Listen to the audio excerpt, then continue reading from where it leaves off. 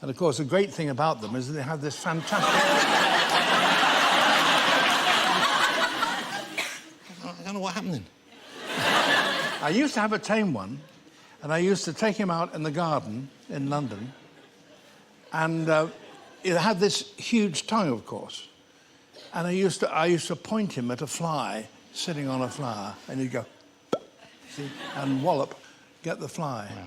We should say, I mean, I'm falling in love with this little fella here. I don't think the feeling is mutual, but we should point out they don't make suitable pets, and these are from a rescue centre. So I think people had them as pet, and they were taken in, and they've been looked after now. They were born in this country, though. That's the great thing about these. Their eyes, I believe, are they unique in that their eyes can face in different directions at the same time? And what's more, they have an extraordinary brain so that it flicks in a matter of microseconds from one eye to the other eye. So it builds up a double picture. So it's can be looking up and looking down at the same time. Now, if you interfered with him in the front, he would bring that forward and stab. And that's how he kills his prey. Can I pick this up? Would this be... Well, you can if you like. I mean, personally, I would be careful because, you know, I mean, a sting is a sting, even if it's only a wasp sting. It's a sting. It's a sting. But it wouldn't... OK, I'm gonna... Where would I pick it up if I were to pick it up? How would you approach such a feat? If you were going to pick him up, and I'm not recommending it, but if you're going to pick him up, I should pick him up by the tail. Right, by the tail? A scientist needs peace and quiet while he's working. All right, OK. Don't...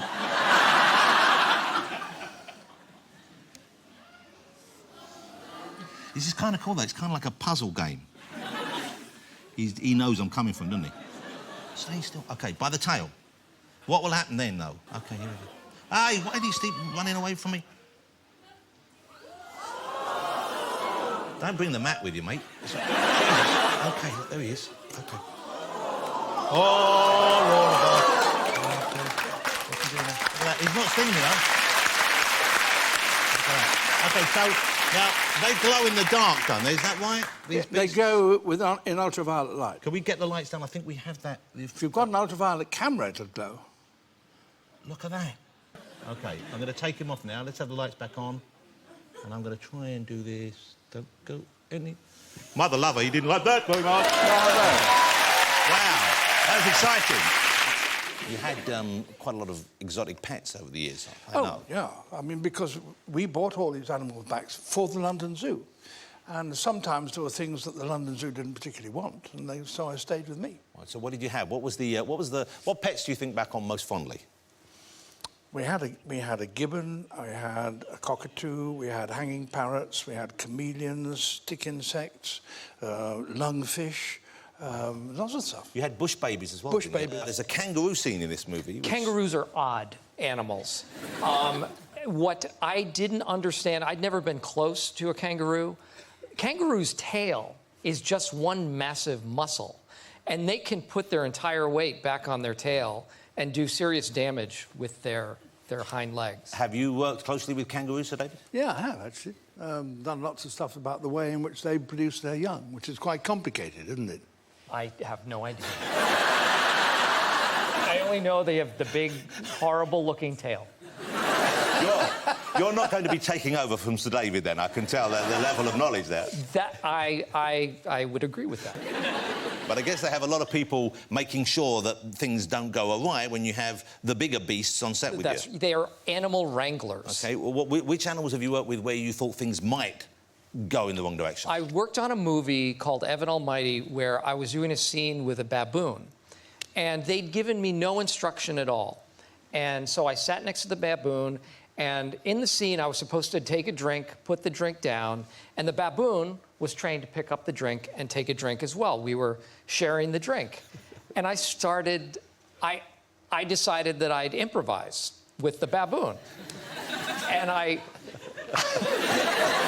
looked at the baboon after he drank a few times, and I said, "Hey, man, don't take all of it." And the baboon went, "Yeah!"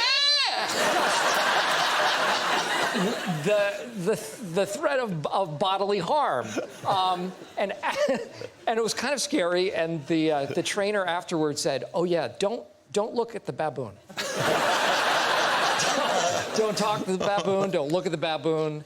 And I thought, well, you might have instructed me as to this previously before I did the scene with the baboon. They were bred with us. We had about 14 babies. Wow. Yeah. And what happened to the 14 bush babies? Well, some of them stayed with us, and others went to friends, and others went to zoos. We wouldn't recommend people keeping pets like that. Not but allowed to. Were they nice to It's have in the house, illegal. though? Were they fun pets to have Well, around? the thing about bush babies is that in order to feel at home, they want to get the right kind of atmosphere. And in order to get the right kind of atmosphere, they have to pee on their hands. See? And then they go all over the curtains and the furniture. See? And after about 3 weeks of that, they feel at home.